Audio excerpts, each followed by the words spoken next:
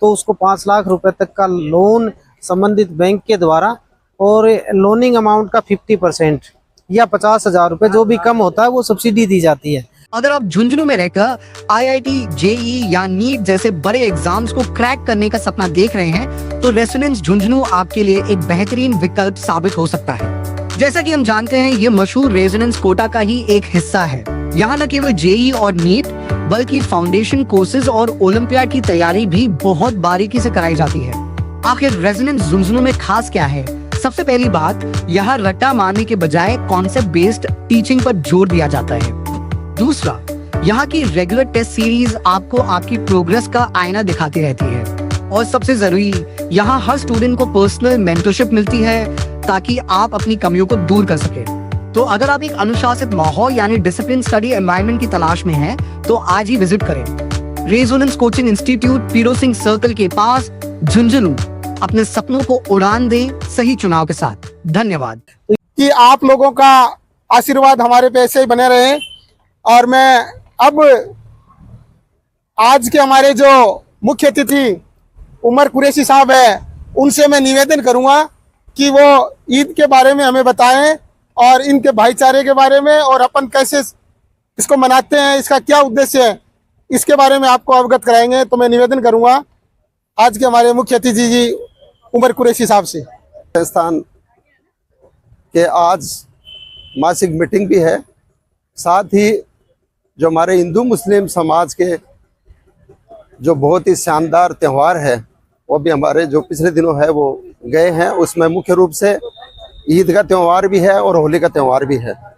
तो ईद और होली स्नेह मिलन का आज का जो कार्यक्रम है, इसमें मैं आपको बताना चाहूँ, समाज हो चाहे भले हिंदू समाज हो, जैसे मुस्लिम समाज में है उसको रोज़ा बोलते हैं और हिंदू समाज है उसको उपवास कहते हैं। रोज़ा है वो इंसान को, छोटे और बड़ों का भेद है वो आपस में वो समझाता है। चाहे एक बड़ा करोड़पति आदमी हो चाहे एक मजदूर आदमी हो, वो जब उपवास रखता है, रोज़ा रखता है, तो वो दिन भर तमाम तरह की बुराइयों से दूर होता है। रोज़ा सिर्फ एक भूखा रहने का नाम नहीं है। रोज़े के अंदर इंसान वो तमाम चीज़ें जो एक गरीब आदमी, एक मजदूर आदमी, एक पीड़ित आदमी जो दिन भर भूखा रहता है तो उसकी किस तरह की क्या हालत होती है, वो सारा जो अनुभव है वो एक अमीर आदमी है वो भी अनुभव करता है। साथ ही रोज़ा जो है वो हमें आपस में भाईचारा सिखाता है। रोज़े मजदूर हो चाहे वो एक बड़ा आदमी हो, उनको एक समान रूप से जो मालिक ने जो हमें जो भी कायदे बताए हैं उसके अनुसार ही उसको पूरा दिन है वो गुजारना होता है। रोज़ा है वो हमें आपस में अपनत्व भाईचारा सिखाता है। और ईद का 30 रोजे रमज़ान पूरे होने के बाद में मालिक ने हमें एक इनाम के रूप में है ईद का त्यौहार दिया है। जैसा कि आप सब लोग जानते हैं, झुंझुनू जिला है वो हमें आपस में भाईचारा और सांप्रदायिक सौहार्द के लिए हमेशा एक ये प्रतीक रहा है। चाहे वो चंचलनाथ का टीला हो, चाहे हमारे कमरुद्दीन शाह की दरगाह हो, या हमें आज़ादी से पूर्व भी यहाँ पर आपस में सभी लोग हिंदू मुस्लिम है भाई भाई के रूप से। शहर के अंदर, हमारे ज़िले के अंदर भाईचारा है वो कायम है।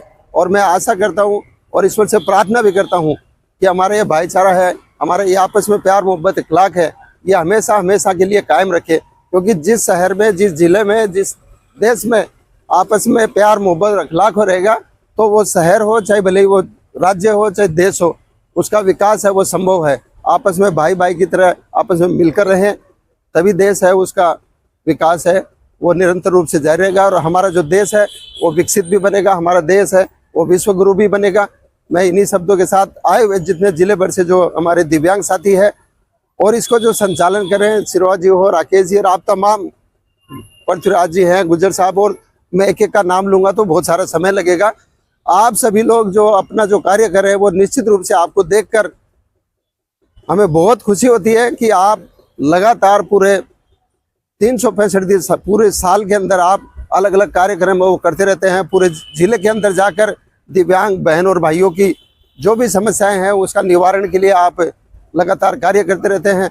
साथ ही आप प्रत्येक मासिक जो आपकी बैठक है वो 10 तारीख को होती है।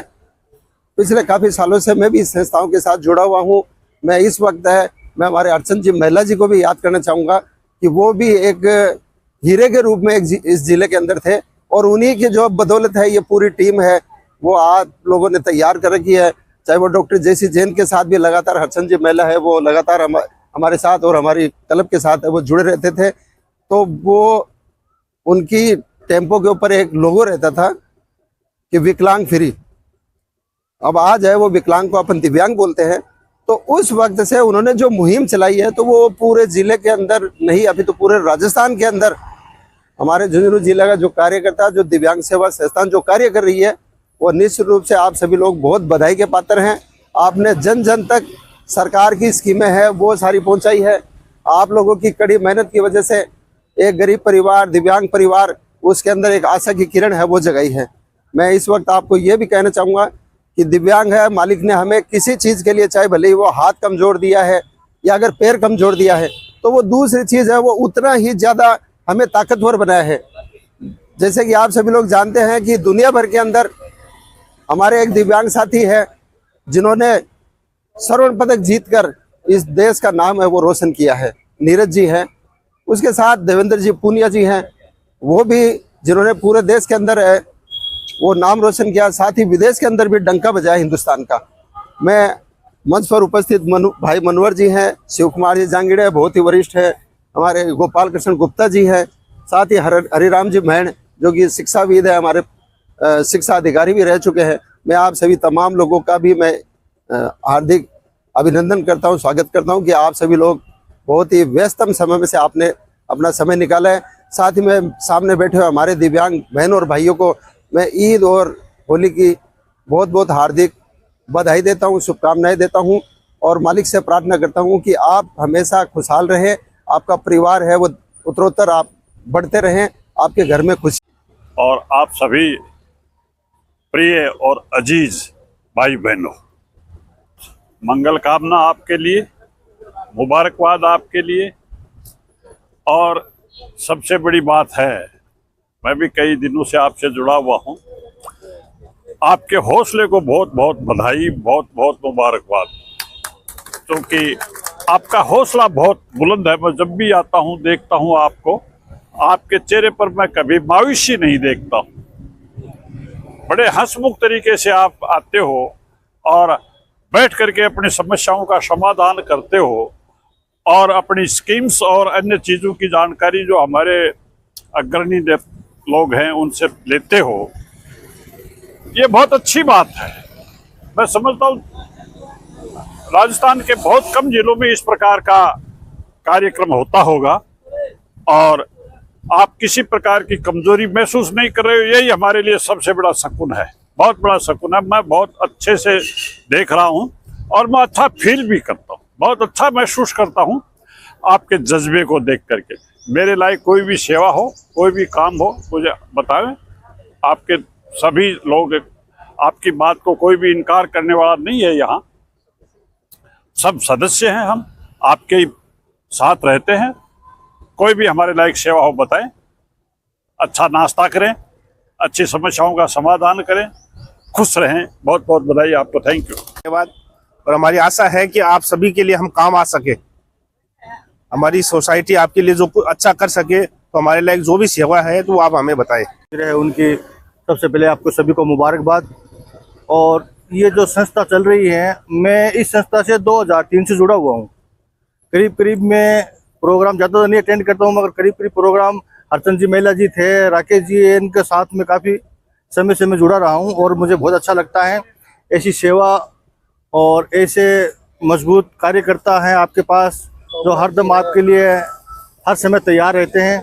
मैं इनको इसी बात की बधाई और शुभकामना देता हूं और ये आगे बढ़ चढ़कर और भी जो भी सेवा है, सरकारी योजनाएं हैं, वो उनसे आपको अवगत कराते रहें और ऐसे ही प्रोग्राम करते रहे। और हमें जो सम्मान मिला है, हमें जो सम्मान दिया है राजस्थान विकलांग सेवा संगठन ने, उसके लिए हम उनके तहे दिल से आभारी हैं और मैं सभी को धन्यवाद देता हूं। जय हिंद। 14 तारीख को अंबेडकर जयंती का राज्य स्तरीय समारोह जयपुर में भवानी निकेतन कॉलेज में मनाया जा रहा है, जिसमें हर जिले के दिव्यांगों को आमंत्रित किया गया है। हर जिले को टारगेट दिया गया है, अपने जिले से 50 दिव्यांग जाएंगे। वहाँ पे इन दिव्यांगों को उनकी ज़रूरत और आवश्यकता के अनुसार अंग और उपकरण जैसे हियरिंग एड है, बैसाखी है, कैलिपर्स हैं, ये सारी चीज़ें भी उपलब्ध करवाई जाएंगी।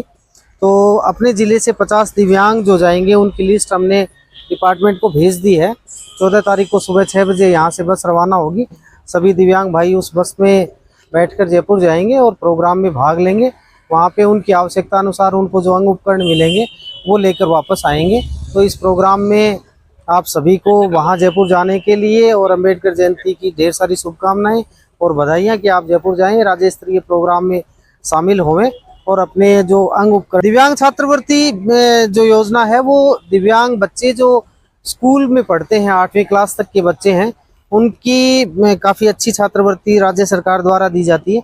मेरा सभी दिव्यांग भाई बहनों से निवेदन है कि जो बच्चे स्कूल गोइंग हैं, नियमित पढ़ रहे हैं, उनको छात्रवृत्ति का फॉर्म जरूर भरना चाहिए, क्योंकि अब उसमें छात्रवृत्ति की जो रेट्स है वो भी राज्य सरकार द्वारा बढ़ाई गई थी और अब अच्छी छात्रवृत्ति उसमें मिलती है। इसलिए सभी को अपनी छात्रवृत्ति का फॉर्म भरना चाहिए और इस योजना का ज़्यादा से ज़्यादा प्रचार करना चाहिए।